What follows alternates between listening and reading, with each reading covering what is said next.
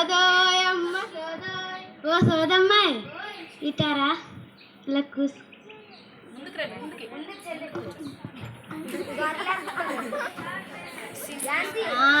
ఐదార్దు తీరలో ఆది తీరు పలుకు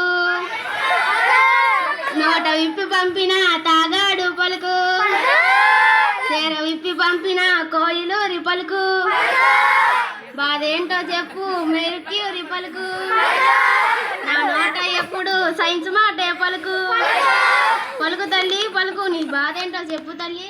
మా తాత మొన్నగా పలింకిపోయిండు ఈకి 3 రోజులు అవుతుంది. కాస్త ఎదిక్కిపోయాడు మంత్రం వేసి. ఐదార్దు తీరలో ఆది తీరు పలుకు ఏ దిక్కుపోయిందో నాకేంటి తెలిసే. మంత్రాలు లేవమ్మా తంత్రాలు లేవమ్మా రోజు నీ బిడ్డ ఏ దిక్కుకపోతుందో ఆ దిక్కునే ఎత్తి అవ్వమ్మా నీ మీద నీకు నాకెట్లా తల్లి. సరే కానీ ఇది కూడా చెప్పు, నా కూతురికి ఏ దయం పట్టిందో ఏంటో ఉండి విరిచికి పడిపోతుంది. అన్నం కూడా తినడం లేదు. ఏవైనా పూజలు చేద్దామా? ఎంత ఖర్చైనా పర్లేదు, నా కూతురికి బాగైతే చాలు.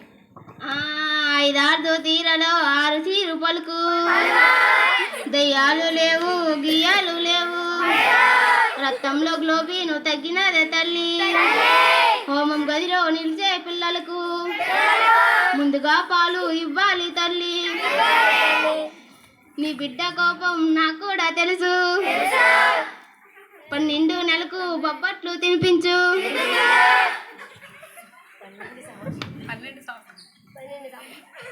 మా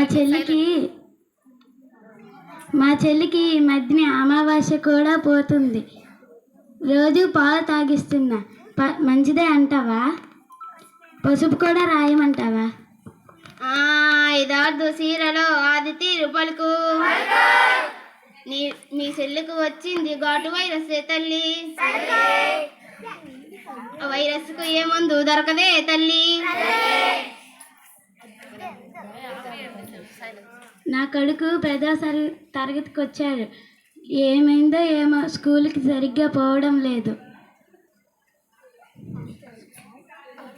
ఏ గాలి సోకిందో ఏంటో నా కొడుక్కి. ఏ గాలి లేదు ఏ ధూళి లేదు. చదువులో మార్పు వచ్చిందే తల్లి.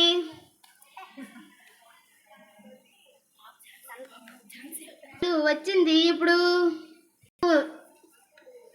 పట్టు పట్టాలి. ఇప్పుడు పట్టీలు లేవు గిట్టీలు లేవు. బొంగరాలు రాజేష్ విడి చేతి కట్టు. నాకు ఈ ఆలోచన రాలేదు సోదమ్మ. అవును సోదమ్మ, నీకు ఇవన్నీ ఎలా తెలుస్తున్నాయి? ప్రజలు నాకు ఏదో ఇస్తారు. ప్రజల మీద ఎన్నో నమ్మకాలు ఉన్నాయి. 3 నమ్మకాలు దోయించి వేయాలి. సమాజాన్ని బాగు చేయాలి. అందుకే నేను సోది చెప్తున్నానమ్మా. నిన్న కాదు మొన్న ఇదిగో మాటల్లోనే వచ్చింది మా గేదె. ఇగో 50 రూపాయలు తీసుకో. ఈ డబ్బులు నాకెందుకే తల్లి? బయటున్న ప్రజలకు సేవ చేస్తున్నా. ఇది కూడా అందులో భాగమే తల్లి.